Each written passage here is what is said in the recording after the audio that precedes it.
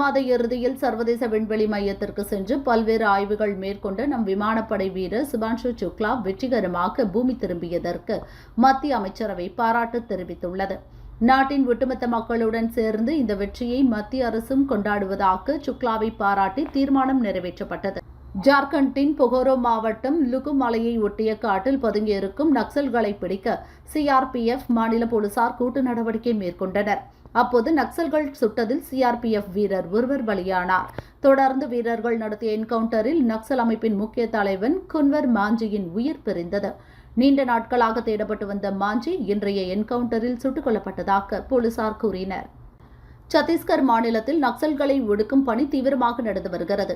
கடந்த ஓராண்டில் மட்டும் 281 நக்சலைட்டுகள் சுட்டுக் கொல்லப்பட்டுள்ளனர். அவர்களில் பசவராஜ், சுதாகர் உள்ளிட்ட முக்கிய தலைவர்களும் அடங்குவர். நக்சல்களுக்கு எதிரான நடவடிக்கை தொடர்கிறது. விரைவில் நக்சல் நடமாட்டம் வேறறுக்கப்படும் என பஸ்தர் மண்டல ஐஜி சுந்தர்ராஜ் கூறினார். தமிழகத்தில் அதிமுக தலைமையில்தான் கூட்டணி, அதில் எந்த மாற்று கருத்தும் இல்லை. வரும் சட்டசபை தேர்தலில் நாங்கள் வெல்வது உறுதி. அதிமுக ஆட்சி அமைப்பதும் உறுதி. எங்கள் கூட்டணியில் விரிசல் ஏற்படுத்த நடக்கும் முயற்சிகள் பலிக்காது. எங்கள் கூட்டணி வலுவான கூட்டணி என சிதம்பரத்தில் அதிமுக பொதுச் செயலாளர் எடப்பாடி பழனிசாமி கூறினார். பை பை ஸ்டாலின் என்று விண்ணை பிளக்கும் அளவிற்கு மக்கள் சொல்லும் அந்த ஒரு வார்த்தை ஸ்டாலினை கதற விடுகிறது என ஸ்டாலினின் கருத்துக்கு எதிர்க்கட்சி தலைவர் எடப்பாடி பழனிசாமி பதிலளித்துள்ளார். கூட்டணி ஆட்சி என்று அமித்ஷா சொல்லவில்லை, எங்கள் கூட்டணியே ஆட்சி அமைக்கும் என்றுதான் சொன்னார் என அதிமுக பொதுச் செயலாளர் பழனிசாமி கூறினார். அமித்ஷா சொல்வதை திரிக்கக்கூடாது. பாஜகவுடன் கூட்டணி வைத்ததால் ஸ்டாலினுக்கு பயம் வந்துவிட்டது என்றும் தெரிவித்தார். கள்ளக்குறிச்சி அரசு மருத்துவமனையில் பச்சிளம் குழந்தைகளை படுக்க வைக்க கூட வசதி இல்லாத மருத்துவ கட்டமைப்பு தான் உலகம் போற்றும் சிறந்த மருத்துவ கட்டமைப்பா என தமிழக பாரதிய ஜனதா தலைவர் நயினார் நாகேந்திரன் கேள்வி எழுப்பியுள்ளார். முறையான வசதிகள் ஏற்படுத்தி தருவதை விட்டுவிட்டு விளம்பரத்தில் மட்டும் கவனம் செலுத்துவதற்கு திமுக அரசு வெட்கப்பட வேண்டும் என்றும் கூறியுள்ளார். சொந்தமாக ஒரு திட்டத்தை யோசித்து நிறைவேற்ற வக்கில்லாமல் அதிமுக ஆட்சியின் திட்டத்திற்கு ஸ்டிக்கர் ஒட்டுகிறீர்களே ஸ்டாலின், உங்களுக்கு வெட்கமாக இல்லையா என அதிமுக பொதுச் செயலாளர் பழனிசாமி கேள்வி எழுப்பி உள்ளார். யாரோ சிலர் ஸ்டாலின் மூளைக்கு உள்ளே போய் இவர் நடத்துவது நல்ல ஆட்சிதான் என்று நம்ப வைத்துவிட்டார்கள் போல என்றும் கிண்டல் அடித்தார். அதிமுக ஆட்சியில் தொடங்கப்பட்டது என்பதற்காக அன்னை தெரேசா மகளிர் பல்கலைக்கழகத்தின் கோவை கிளை ஆராய்ச்சி விரிவாக்க மையத்தை மூடுவதா என பாஜக தேசிய மகளிர் அணி தலைவர் வானதி சீனிவாசன் கேள்வி எழுப்பினார். பெண் கல்விக்கு ஊக்கமளிக்க வேண்டிய அரசை அதற்கு தடையாக இருக்கக்கூடாது எனவும் தெரிவித்தார். மகாராஷ்டிரா சட்டசபையில் எதிர்க்கட்சியினர் எழுப்பிய கேள்விகளுக்கு முதல்வர் தேவேந்திர பட்னாவிஸ் பதிலளித்தார். மாநிலத்தை ஆளும் பாஜக கூட்டணி அரசு மக்கள் நலத்திட்டங்களை சிறப்பாக செயல்படுத்தி வருகிறது. 2029 வரை நாங்கள் எதிர்க்கட்சி வரிசை பக்கம் வருவது பற்றி சிந்திக்க வேண்டிய அவசியம் இல்லை. வேண்டும் என்றால் உத்தவ் தாக்கரே தற்போது ஆளுங்கட்சி வரிசைக்கு வருவது பற்றி சிந்திக்கலாம் என பட்னாவிஸ் கூறினார். அவரது பேச்சால் சட்டசபையில் சிரிப்பலை எழுந்தது. திருச்சி பஞ்சப்பூரில் மிக பிரம்மாண்ட முறையில் கட்டப்பட்டுள்ள புதிய பஸ் ஸ்டாண்டை முதல்வர் ஸ்டாலின் சமீபத்தில் திறந்து வைத்தார். இந்நிலையில் அனைத்து பணிகளும் முடிந்து பஞ்சப்பூர் பஸ் ஸ்டாண்ட் நேற்று முதல் பயன்பாட்டிற்கு வந்தது. இங்கிருந்து வெளியூர்களுக்கான பல்வேறு பஸ்கள் புறப்பட்டு சென்றன. வட மாநிலங்களில் பெய்யும் கனமழையால் கங்கையில் வெள்ளம் கரைபுரண்டு ஓடுகிறது. உத்தரப்பிரதேச மாநிலம் பிரயாக்ராஜில் கரையோரம் உள்ள வீடுகள், கடைகளில் வெள்ளம் புகுந்தது. இதனால் பலரது வீடுகள் வெள்ளத்தில் மூழ்கின. கங்கை கரையை ஒட்டியுள்ள ஊர்களில் மக்களின் இயல்பு வாழ்க்கை பாதிக்கப்பட்டுள்ளது. மகாராஷ்டிராவின் பிம்பரி சிஞ்ச்வாட் மாநகராட்சியில் சாலையோர ஆக்கிரமிப்புகளை அகற்றி சாலையை விரிவுபடுத்தும் பணி நடந்து வருகிறது. நெடுஞ்சாலையை ஆக்கிரமித்து வைக்கப்பட்டிருந்த கடைகளை மாநகராட்சி அதிகாரிகள் போலீஸ் துணையுடன் எடுத்து அகற்றினர். ஆக்கிரமிப்பு குடியிருப்புகளில் இருந்தோர் பத்திரமாக வெளியேற்றப்பட்டு முகாம்களில் தங்க வைக்கப்பட்டனர். ஆக்கிரமிப்பு வீடுகளும் எடுத்து தள்ளப்பட்டன. தமிழகத்தை ஆளும் அரசில் பாமகவும் பங்கேற்க வேண்டும், அது நமது உரிமையும் கூட. அந்த உரிமையை வென்றெடுப்பதற்கான வெற்றி பயணத்தின் வேகத்தை கூட்டுவோம், ஆட்சி அதிகாரத்தில் நமது உரிமையை வெல்வோம் என பாமக தலைவர் அன்புமணி கூறியுள்ளார். தாவேக தலைவர் விஜயின் அம்மா கிறிஸ்தவர், அவருக்கு தனி விமானம் வாங்கி கொடுத்ததே பாரதிய ஜனதா தான் என கூறிய சபாநாயகர் அப்பாவுக்கு தாவேக கொள்கை பரப்பு செயலாளர் ராஜ்மோகன் பதிலடி கொடுத்துள்ளார். சபாநாயகர் அப்பாவு, பேரலை சேனல் சிறார்கள் போல் கட்டுக்கதைகளை எல்லாம் சொல்வது தகுமா? நீங்கள் சொல்லும் தனி விமானம் எங்கு நிற்கிறது? துபாய் மெயின் ரோட்டிலா, பரந்தூரிலா? வாட்ஸ்அப் புரட்டுகளை வாத்தியார் பரப்பலாமா என்றும் கேள்வி எழுப்பியுள்ளார். 2026க்கு பிறகும் பாஜ 2 ஆண்டுகள் மத்தியில் ஆட்சியில் இருக்கும் என்பதால் பாஜவுடன் இணங்கி செல்ல வேண்டும் என்பதற்காக பாஜ கருத்துக்களை பழனிசாமி பேசி வருகிறார் என நாம் தமிழர் தலைமை ஒருங்கிணைப்பாளர் சீமான் தெரிவித்தார். திராவிட கட்சிகள் வாக்காளர்களுக்கு பணம் கொடுத்து ஓட்டு வாங்கக்கூடிய நிலையில்தான் இருக்கிறார்கள் என அவர் கூறினார். திருக்குறளை சரிபார்க்காமல் கவர்னர் நினைவு பரிசு வழங்கியது மிகுந்த வேதனைக்குரியது. கவர்னரின் மாண்புகளை மீறி திருக்குறளில் கலப்படம் செய்வது ஏற்றுக்கொள்ள முடியாத செயல் என தமிழக காங்கிரஸ் கமிட்டி தலைவர் செல்வ பெருந்தகை கூறியுள்ளார். கிணற்றுக்குள் இருக்கும் தவளை உலகம் இவ்வளவுதான் என்று கருதி கொள்ளுமாம். அதேபோல் சீமான் என்னும் தவளை தன்னை தவிர தமிழகத்தில் யாருமே போராடுவதில்லை என்று பிதற்றிக் கொண்டு திரிகிறது என மார்க்சிஸ்ட் கம்யூனிஸ்ட் மாநில செயலாளர் சண்முகம் விமர்சித்துள்ளார். ரதன்யாவுக்காக மாதர் சங்கம் எழுப்பிய குரல் கிணற்றுக்குள் இருந்த சீமான் தவளைக்கு கேட்காமல் போயிருக்கலாம் என்றும் தெரிவித்துள்ளார். தேர்தல் நேரம் என்பதால் அதிமுக பொதுச் செயலாளர் பழனிசாமி மகளிர் உரிமை தொகை 2000 ரூபாய் 5000 ரூபாய் தருவதாக அறிவித்து வருகிறார் என அமைச்சர் அன்பரசன் குற்றம் சாட்டினார். தாலிக்கு தங்கம் திட்டத்தை முடக்கியதே அவர்தான். ஆனால் பிரச்சாரத்தில் திமுக நிறுத்திவிட்டதாக பொய் சொல்லி வருகிறார் என்றும் கூறினார். மேற்கு வங்கத்தில் ஆட்சி அமைக்க நினைக்கும் பாஜவின் முயற்சியை இன்ச்சு இன்ச்சாக தடுத்து வருகிறோம் என கொல்கத்தாவில் நடந்த பேரணியில் கலந்து கொண்ட அம்மாநில முதல்வர் மம்தா தெரிவித்துள்ளார். பிரபல பிரிட்டிஷ் கலைஞர் கிளேர் லேண்டனால் வரையப்பட்ட காந்தி ஓவியம் ஆன்லைனில் 1.7 கோடி ரூபாய்க்கு விற்பனையாகி முதலிடத்தை பிடித்தது. காந்தி ஓவியம் நிர்ணயிக்கப்பட்ட விலையை விட 3 மடங்கிற்கு அதிகமாக விற்பனை செய்யப்பட்டு அனைவரையும் திரும்பி பார்க்க வைத்துள்ளது. விவசாயிகளுக்கு உதவும் தன் தானிய யோஜனா திட்டத்திற்கு மத்திய அமைச்சரவை ஒப்புதல் வழங்கியுள்ளது. இந்த திட்டம் 2025-26 முதல் 6 ஆண்டு காலத்திற்கு ஆண்டுக்கு ரூபாய் 24,000 கோடி செலவில் செயல்படுத்தப்படும் என மத்திய அமைச்சர் அஸ்வினி வைஷ்ணவ் கூறினார். மேற்கு திசை காற்றின் வேக மாறுபாடு காரணமாக தமிழகத்தில் சில இடங்கள், புதுச்சேரி மற்றும் காரைக்காலில் இன்று முதல் 3 நாட்களுக்கு இடி, மின்னல் மற்றும் பலத்த காற்றுடன் மிதமான மழை பெய்ய வாய்ப்புள்ளது. கோவை, நீலகிரி மாவட்டங்களில் அடுத்த 6 நாட்களுக்கு மிக கனமழை பெய்ய வாய்ப்புள்ளதாக வானிலை ஆய்வு மையம் தெரிவித்துள்ளது. தமிழர்களுக்கு சொந்தமான செஞ்சி கோட்டையை மராத்தியர்களின் கோட்டையாக மாற்ற முயல்வதை தமிழக அரசு தடுத்து நிறுத்த வேண்டுமென நாம் தமிழர் கட்சி தலைமை ஒருங்கிணைப்பாளர் சீமான் தெரிவித்துள்ளார். மகாராஷ்டிரா மாநில அரசும் மத்திய அரசும் இணைந்து முன்னெடுக்கும் கூட்டு சதிக்கு தமிழக அரசு துணை போவது தமிழர்களுக்கு இழைத்துள்ள பச்சை துரோகம் எனவும் குறிப்பிட்டுள்ளார்.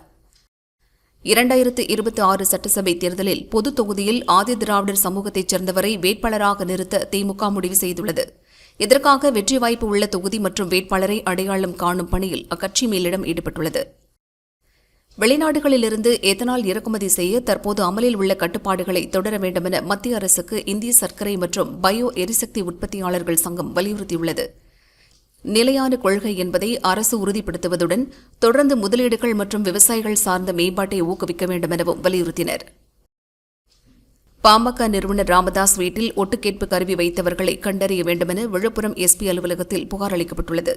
இதை யார் செய்தது, இவர்கள் இந்த ஒட்டுக்கேட்பு கருவி மூலம் யாருக்கு தகவலை அனுப்பியுள்ளனர், எதற்காக செய்தனர் என்பது பற்றி ராமதாசுக்கு தெரிய வேண்டுமென புகாரில் வலியுறுத்தியுள்ளனர். சமோசா, ஜிலேபி, பக்கோடா போன்றவற்றில் உள்ள சர்க்கரை, கொழுப்புச் சத்துக்களின் அளவு, அது உடலுக்கு ஏற்படுத்தும் தீங்கு குறித்த எச்சரிக்கை வாசகங்களை கடைகளின் வாசலில் வைக்க மத்திய அரசு திட்டமிட்டுள்ளதாக நேற்று முன்தினம் தகவல் வெளியானது. இந்த நிலையில் இதுபோன்ற எந்த உத்தரவையும் மத்திய சுகாதாரத்துறை பிறப்பிக்கவில்லை என மத்திய அரசு மறுத்துள்ளது. ஹோசூரில் 2000 ஏக்கரில் விமான நிலையம் அமைக்கப்படும் என முதல்வர் ஸ்டாலின் கடந்த ஆண்டு சட்டசபையில் அறிவித்தார். அதன்பின் ஹோசூரில் ஏர்போர்ட் அமைக்க இடங்கள் தேர்வு செய்யும் பணிகள் வேகமெடுத்தன.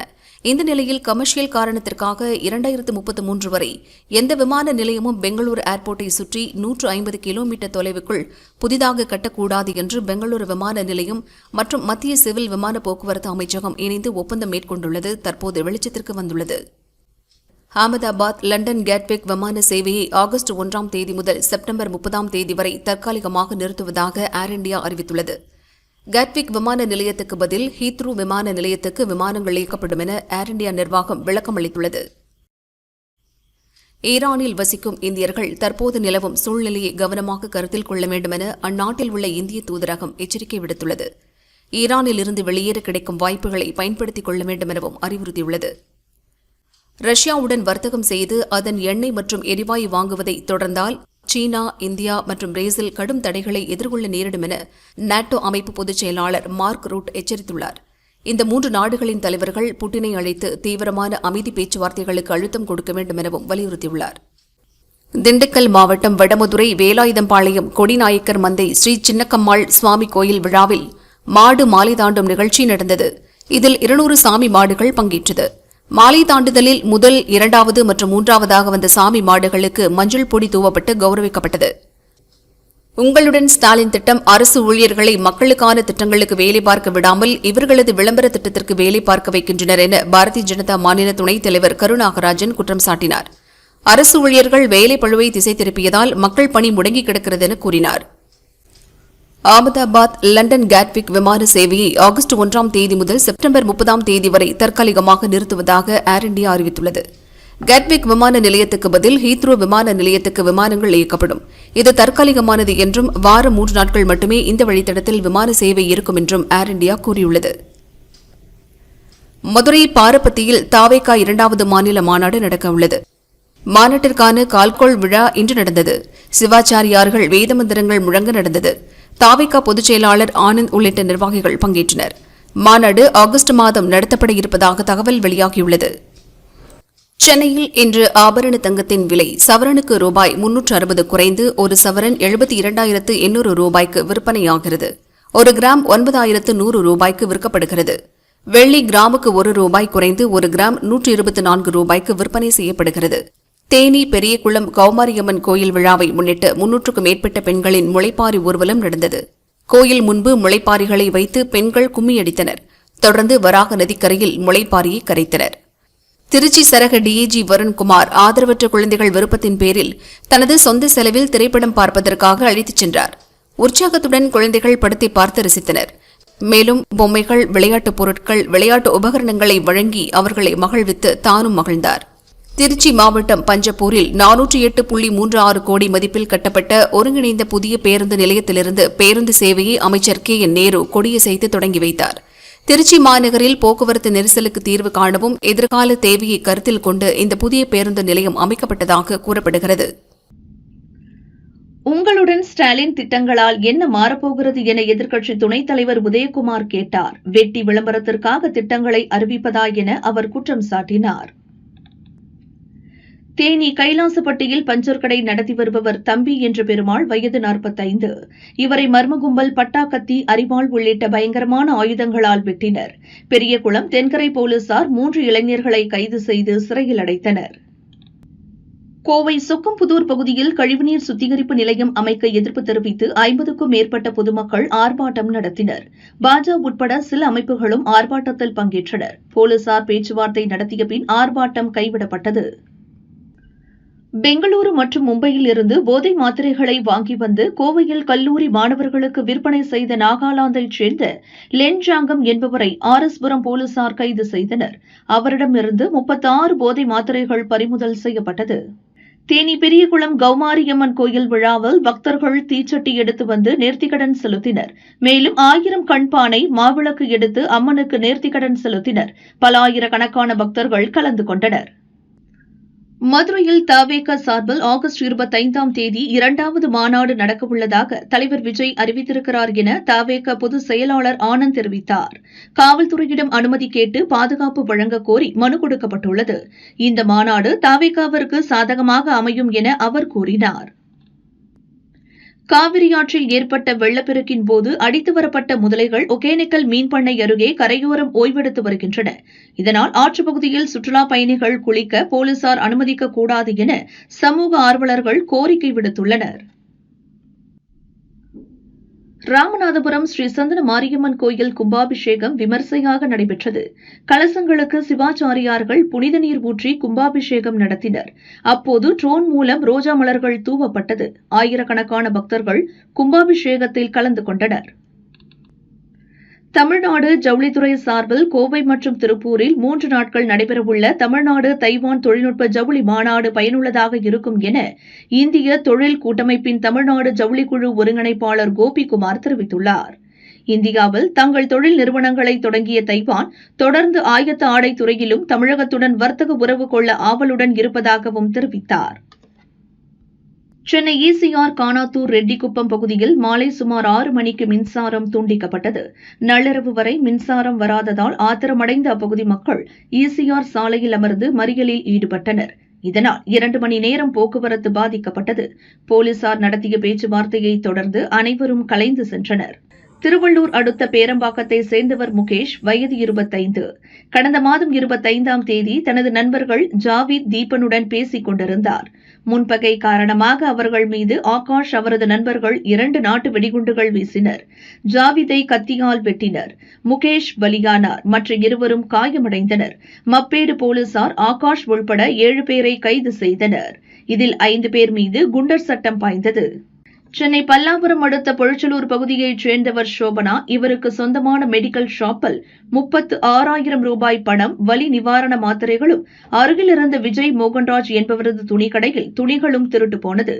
சட்டையை மாஸ்காக மாற்றி முகத்தில் கட்டிக்கொண்டு திருட்டில் ஈடுபட்ட மர்ம நபரை சங்கர் நகர் போலீசார் தேடுகின்றனர். சென்னை தாம்பரம் ரயில் நிலைய சுரங்கப்பாதை அருகே தண்டவாளத்தில் ரயில் என்ஜின் நிறுத்தி வைக்கப்பட்டு இருந்தது. அதில் போர்வை போர்த்தியபடி பெண் ஒருவர் ஏறி மேலே சென்ற மின்சார கம்பியை பிடிக்க முயன்றார். ரயில்வே ஊழியர்கள் மின்சாரத்தை துண்டித்து அந்த பெண்ணை பாதுகாப்பாக மீட்டனர். வடமாநிலத்தைச் சேர்ந்த அந்த பெண்ணிடம் விசாரணை நடக்கிறது. திருவள்ளூர் மாவட்டம் பெரும்பேடு முத்துக்குமாரசாமி கோயில் கும்பாபிஷேகம் வெகு விமர்சையாக நடந்தது. கோயில் கோபுர கலசங்களில் பல்வேறு இடங்களில் இருந்து கொண்டுவரப்பட்ட புனித நீர் ஊற்றப்பட்டு கும்பாபிஷேகம் நடத்தப்பட்டது. திரளான பக்தர்கள் பங்கேற்று சுவாமி தரிசனம் செய்தனர். திருமலையில் இருந்து திருப்பதி செல்லும் முதலாவது மலைப்பாதையில் அவ்வாச்சாரி கோனா பள்ளத்தாக்கில் இருந்து பக்தர் ஒருவர் திடீரென குதித்தார். இது பற்றி அறிந்த தீயணைப்பு வீரர்கள் மற்றும் போலீசார் கயிறு கட்டி அந்த நபரை மீட்டனர். திருமலையில் உள்ள ஹாஸ்பிட்டலில் அவருக்கு சிகிச்சை அளிக்கப்படுகிறது. அவர் யார் என்பது குறித்து போலீசார் விசாரிக்கின்றனர். வேலூர் மாவட்டம் பேரணாம்பட்டு அடுத்த எம்வி குப்பம் பகுதியைச் சேர்ந்த செந்தில் என்பவர் அப்பகுதியில் மணல் கடத்தலில் ஈடுபட்ட சந்துரு என்பவரை தட்டி கேட்டுள்ளார். இதனால் ஆத்திரமடைந்த சந்துரு தனது கூட்டாளிகளுடன் செந்திலை தாக்கியுள்ளார். இதுகுறித்து வழக்கு பதிவு செய்த போலீசார் சந்துரு உட்பட அவரது கூட்டாளிகள் 3 பேரை கைது செய்து விசாரித்து வருகின்றனர். ராணிப்பேட்டை மாவட்டம் வாலாஜா சுங்கச்சாவடி அருகே வாகன சோதனையில் ஈடுபட்ட போலீசார் அவ்வழியாக கஞ்சா கடத்தலில் ஈடுபட்ட வடமாநில இளைஞர்கள் 3 பேரை கைது செய்தனர். அவர்களிடம் இருந்து 40 கிலோ கஞ்சாவை பறிமுதல் செய்து விசாரித்து வருகின்றனர்.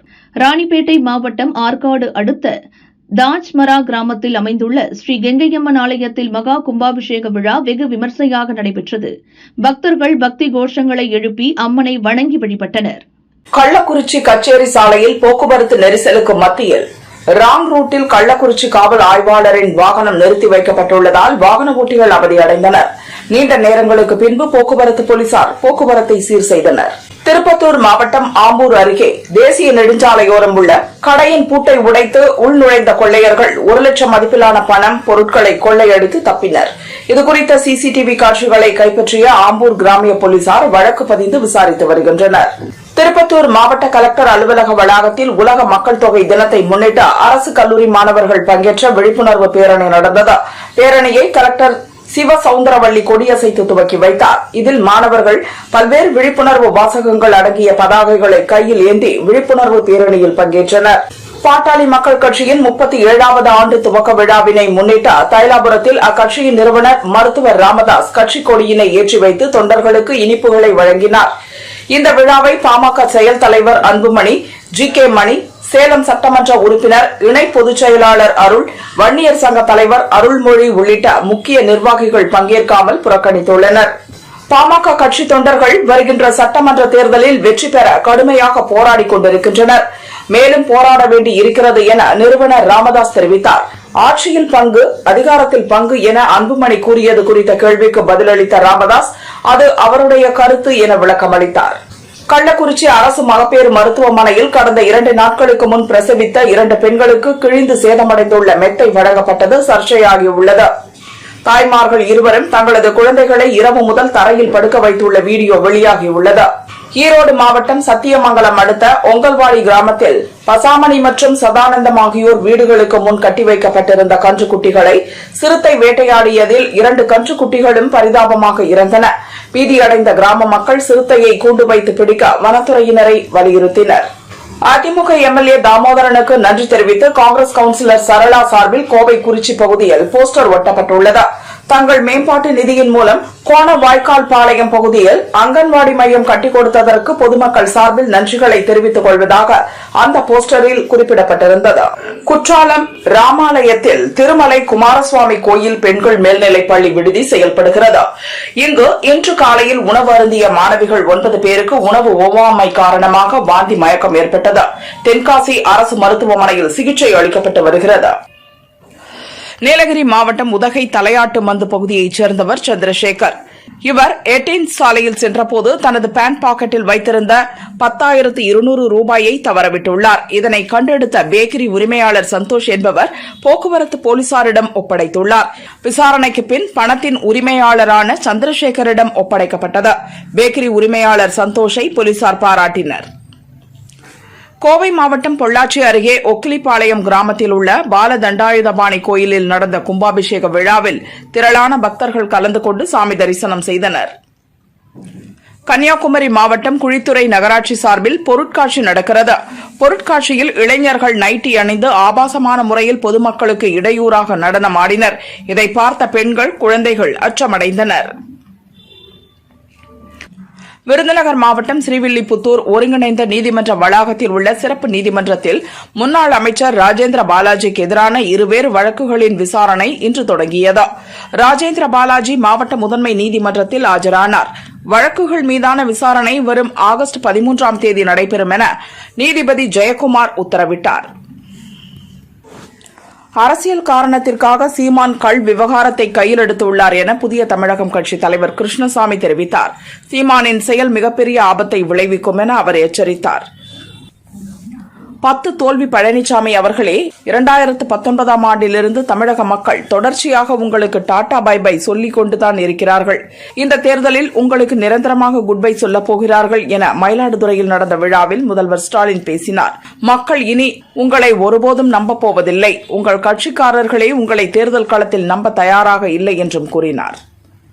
சுந்தரா டிராவல்ஸ் படத்தில் வரும் பஸ்ஸை மாதிரி ஒரு பஸ்ஸை எடுத்துக்கொண்டு பழனிசாமி கிளம்பிவிட்டார். அந்த பஸ்ஸில் இருந்து வரும் புகை மாதிரி அவர் வாயிலிருந்து பொய்யும் அவதூறுகளும் வந்து கொண்டிருக்கிறது என முதல்வர் ஸ்டாலின் தெரிவித்தார். தமிழக மக்கள் உங்களை நம்ப தயாராக இல்லை. விரக்தியில் என்ன பேசுகிறேன் என்று தெரியாமல் மக்கள் மீதே குற்றச்சாட்டுகளை வைக்கிறார், கொச்சைப்படுத்துகிறார் என்றும் கூறினார். காஞ்சிபுரம் மாவட்டம் பரந்தூரில் புதிய விமான நிலையம் அமைக்க நிலம் வழங்க ஆட்சேபனை தெரிவித்து மனு அளித்தவர்களிடம் விசாரணை துவங்கியது. விமான நிலைய திட்ட நிலமெடுப்பு மண்டலத்தின் 3 அலுவலகங்களில் இந்த விசாரணை நடந்தது. மனு அளித்தவர்கள் தங்களது குறைகள் மற்றும் ஆட்சேபனைகளை அதிகாரிகளிடம் தெரிவித்தனர்.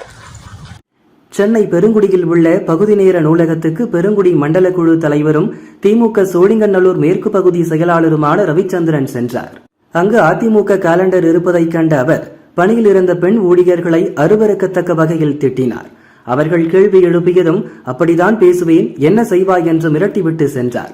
இது தொடர்பான வீடியோ வெளியாகி அதிர்ச்சியை ஏற்படுத்தியது. சென்னை NSC போஸ் சாலையில் இருந்த வேத விநாயகர் கோவிலை மாநகராட்சி ஊழியர்கள் இடித்து அகற்றினர். இதற்கு எதிர்ப்பு தெரிவித்து இந்து முன்னணியினர் ஆர்ப்பாட்டம் நடத்தினர்.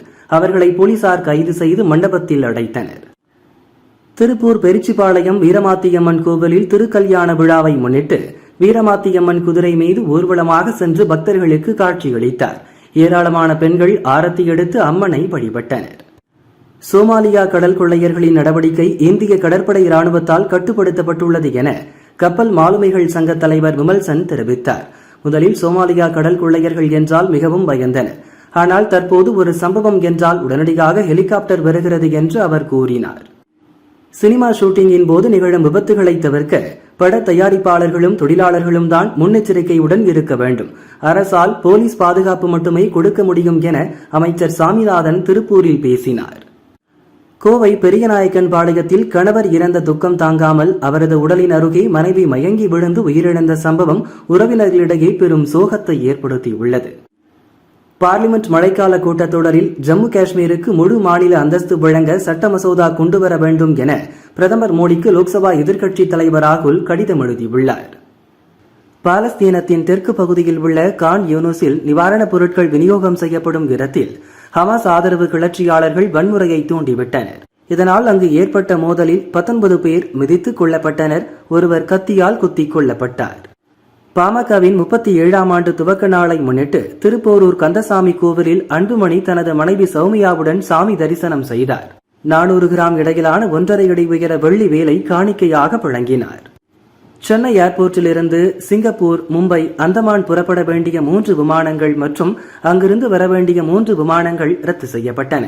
போதிய பயணிகள் இல்லாததால் விமானங்கள் ரத்து செய்யப்பட்டதாகவும் முன்பதிவு செய்த பயணிகளுக்கு மாற்று ஏற்பாடுகள் செய்யப்பட்டதாகவும் விமான நிறுவனங்கள் அறிவித்தன. மணல் அள்ளுவது குறித்து ஏற்பட்ட பிரச்சனையில் உயிரிழந்த மணிவாசகம் குடும்பத்தினரை முன்னாள் அமைச்சர் விஜயபாஸ்கர் நேரில் சந்தித்து ஆறுதல் கூறினார். 50,000 ரூபாய் நிதி உதவி வழங்கினார். பின்னர் செய்தியாளர்களை சந்தித்த அவர், தேர்தல் நெருங்குவதால் மாட்டு வண்டி தொழிலாளர்கள் மீது அக்கறையாக இருப்பது போல் செந்தில் பாலாஜி காட்டிக் கொள்வதாக விமர்சித்தார். கொடைக்கானலில் நீண்ட நாட்களாக வெயில் வாட்டி வதைத்தது. இந்நிலையில் இன்று மதியம் சுமார் அரை மணி நேரத்திற்கு மேலாக மழை பெய்தது. இதனால் குளிர்ச்சியான சூழல் நிலவுவதால் மக்கள் மகிழ்ச்சியடைந்துள்ளனர். கொடைக்கானல் அப்சர்வேட்டரி நகராட்சி துவக்க பள்ளியில் உங்களுடன் ஸ்டாலின் முகாம் நடைபெற்றது. முகாமில் அனைத்து துறையைச் சார்ந்த அலுவலர்கள் கலந்து கொண்டு மக்கள் கோரிக்கைகளுக்கு தீர்வு கண்டனர். தஞ்சை மாவட்டம் பட்டுக்கோட்டையிலிருந்து கும்பகோணத்துக்கு அரசு பஸ் வந்தது. அங்குள்ள ஜான் செல்வராஜ் நகரில் வந்தபோது சாலையோர மின்கம்பத்தில் மோதி நின்றது. பயணிகள் உடனடியாக கீழே இறக்கிவிடப்பட்டனர். மின்சாரமும் துண்டிக்கப்பட்டதால் பெரும் சேதம் தவிர்க்கப்பட்டது. திருப்பத்தூர் மாவட்டம் செட்டியப்பனூர் ஊராட்சியில் உள்ள செல்வ விநாயகர் கோவில், மாரியம்மன், வரதராஜ பெருமாள், சுப்பிரமணிய சுவாமி கோவில் உள்பட 6 கோவில்களில் ஒரே நாளில் கும்பாபிஷேகம் நடத்தப்பட்டது. 6 கோவில்களிலும் திரளான பக்தர்கள் பங்கேற்று சாமி தரிசனம் செய்தனர்.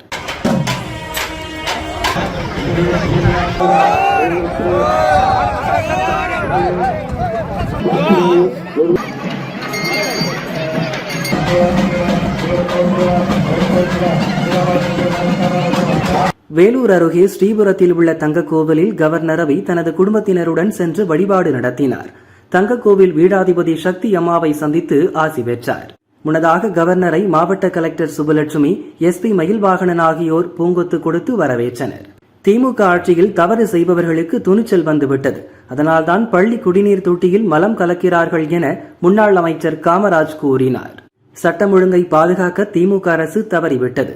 போதைப் பொருட்களால் கொலை, கொள்ளையெல்லாம் சர்வசாதாரணமாக நடக்கிறது என்றும் தெரிவித்தார். திருப்பத்தூர் மாவட்டம் மாதனூர் மற்றும் சுற்றுவட்டார பகுதிகளில் சுமார் 1 மணி நேரத்திற்கு மேலாக கனமழை கொட்டி தீர்த்தது. கடுமையான வெயில் தாக்கத்தால் அவதிப்பட்டு வந்த மக்கள் மழை பெய்ததால் மகிழ்ச்சியடைந்தனர். விநாயகர் சதுர்த்தியை அரசு விழாவாக அறிவிக்க வேண்டும் என வலியுறுத்தி அகண்ட இந்து ராஷ்டிரா தலைவர் திருவண்ணாமலை ஆதீனம் ஸ்ரீ ஸ்ரீ கருணாநிதி சுவாமிகள் மதுரை கலெக்டர் சங்கீதாவிடம் மனு அளித்தார். தொடர்ந்து செய்தியாளர்களை சந்தித்த அவர், மகாராஷ்டிரா மாநிலத்தைப் போல தமிழகத்திலும் விநாயகர் சதுர்த்தியை அரசு விழாவாக கொண்டாட வேண்டும் என்றார். திருச்சியைச் சேர்ந்த அரசு பள்ளி +2 மாணவர் அஸ்வின் மாற்றுத்திறனாளிகளுக்கான சர்வதேச சதுரங்க போட்டியில் பங்கு பெற தேர்வு செய்யப்பட்டுள்ளார்.